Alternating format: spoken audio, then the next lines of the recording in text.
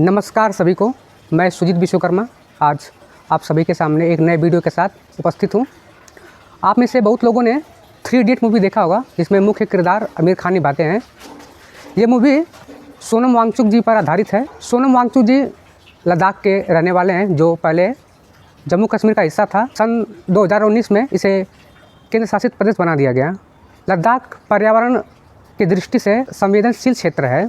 आज करीब 1 महीने से ज़्यादा हो गए हैं वहाँ के लोग भूख हड़ताल पर बैठे हुए हैं, क्योंकि भारत सरकार ने 2019 के चुनाव प्रचार के दौरान अपने मैनिफेस्टो में उन्होंने आश्वासन दिया था कि जैसे ही हमारी सरकार दोबारा आती है तो हम लद्दाख को 6वीं अनुसूची में डालने का वादा करते हैं।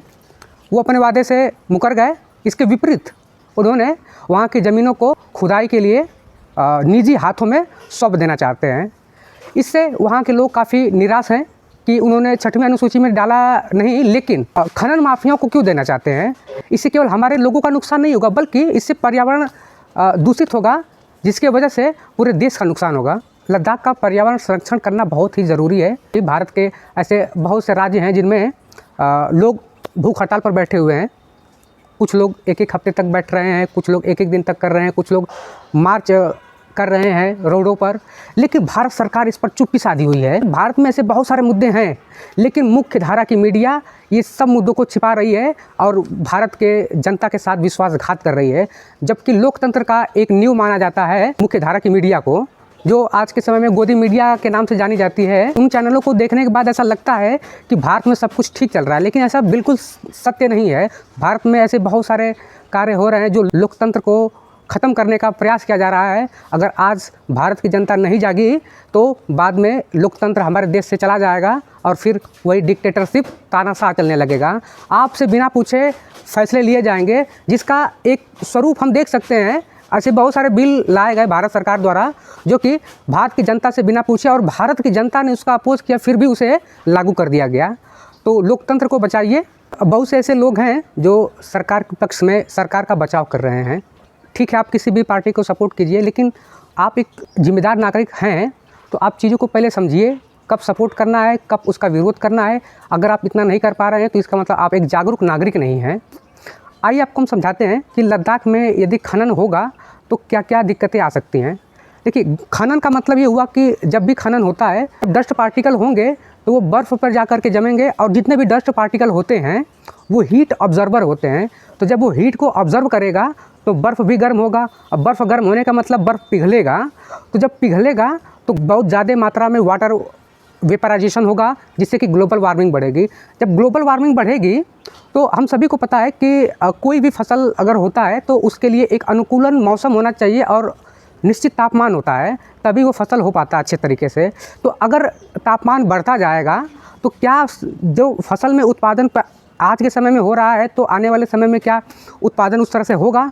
तो अब चीज़ें अगर नहीं उत्पादन होगा तो चीज़ें महंगी होंगी, तो इसका सीधा प्रभाव किस पर पड़ेगा? गरीबों पर पड़ेगा, मध्यम वर्ग के लोगों पर पड़ेगा, जो अपने कमाई के हिस्से का आधा से ज़्यादा खाने पर खर्च करता है, तो उस पर ज़्यादा प्रभाव पड़ेगा। अमीरों पर कम पड़ेगा, क्योंकि वो अपने कमाई का कुछ ही % खाने पर खर्च करते हैं, तो उनको बहुत ज़्यादा दिक्कत नहीं होगी। लेकिन एक समय ऐसा आएगा कि उनको भी दिक्कत होगी। तो आप तो कहने के लिए रहेंगे नहीं कि इनको भी दिक्कत आ रही है।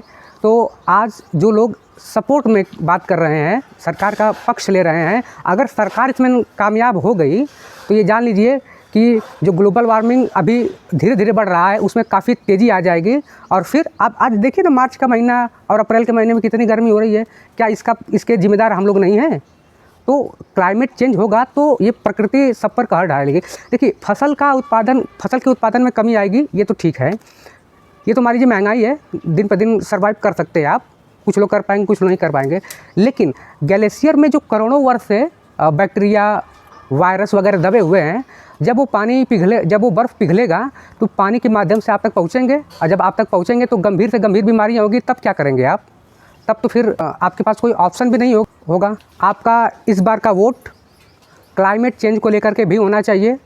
आप अगर किसी भी पार्टी को वोट देना चाहते हैं तो कृपया उसके बारे में पहले जानिए, और वर्तमान समय को आप फिर से सत्ता सौंपना चाहते हैं तो इसके 10 सालों के कार्यों को एनालिसिस कीजिए, और क्लाइमेट चेंज के लिए इसने क्या क्या कार्य किया है, और मैं कह रहा हूँ कि गंगा सफाई के लिए इस सरकार ने काफ़ी वादे किए थे और काफ़ी इसके नाम पर उसने वाहवाही लूटा है।